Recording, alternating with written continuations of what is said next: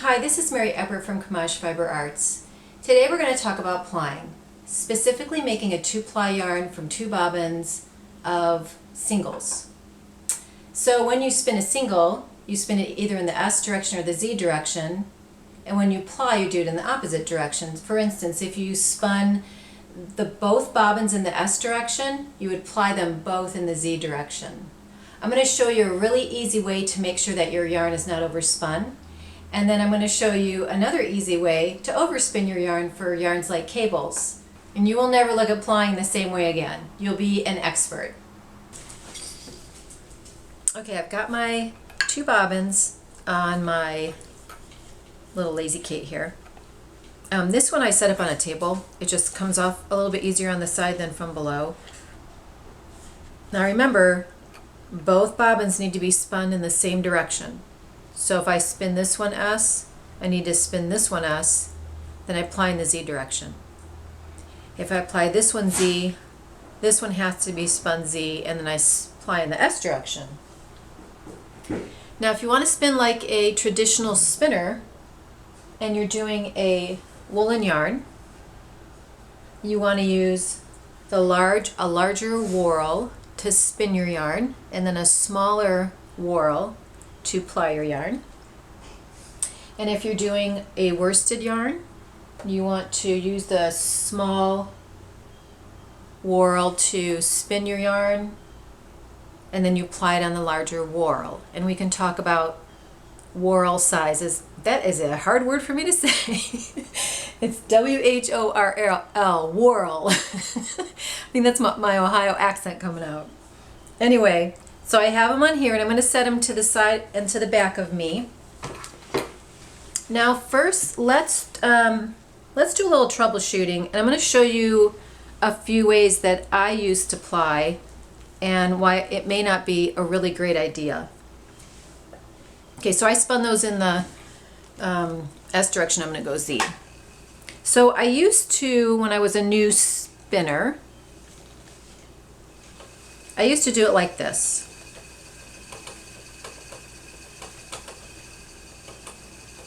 And though it looked pretty cool, I'm going to show you why it's probably not the best way to do this. So I bring it back out. Look how twisted that is. So this is an overspun yarn. I mean, you can probably get that twist out if you use some hot water and thwack it and steam it and all that stuff, but the energy is still there. So if you knit a garment out of this and someone washes it, that energy is going to come back.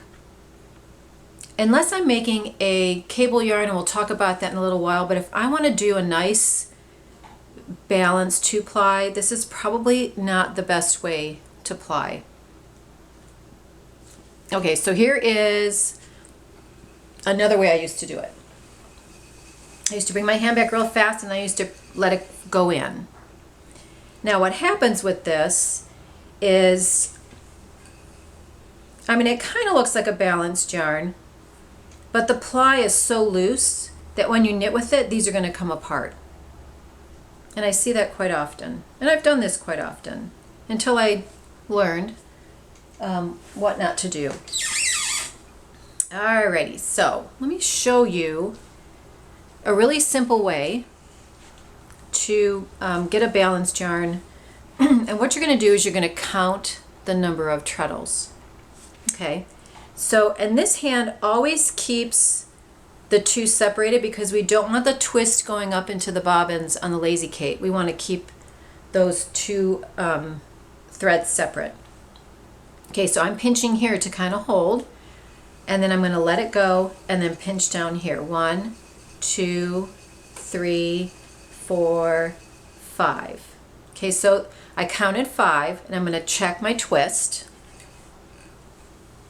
Now it's a little overspun, so I'm just going to pull my hand back a little bit, let the twist come up into this part of the yarn. So a little bit over twisted. Now you want a nice loop. This is a balanced yarn.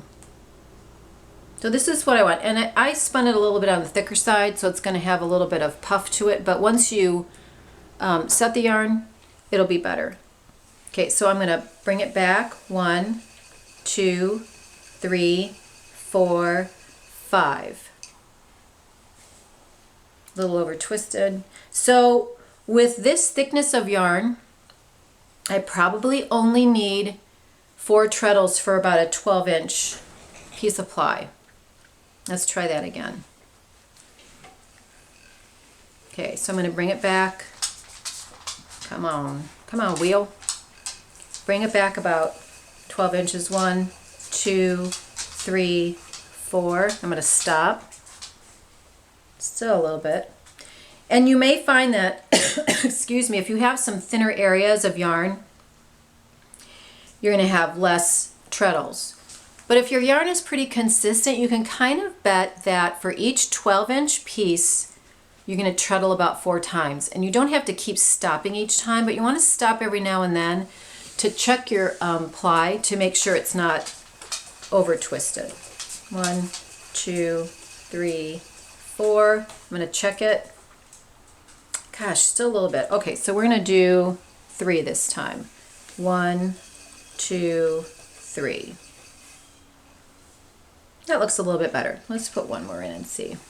So as you can see, it's really just kind of trial and error, figuring out what the number of treadles are. This yarn isn't super consistent, so it's going to be a little bit different.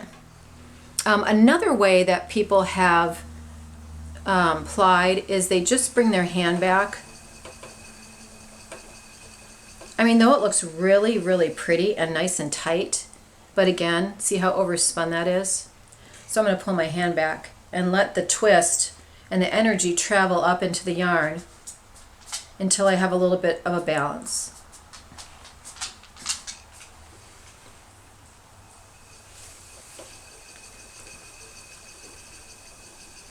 And that was 5. Oh, again, a little bit twisted. Yeah, but anyway, this way of plying will give you a more consistent ply